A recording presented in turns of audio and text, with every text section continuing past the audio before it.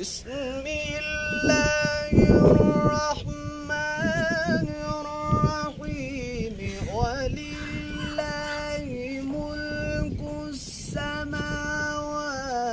والأرض والله على كل شيء قدير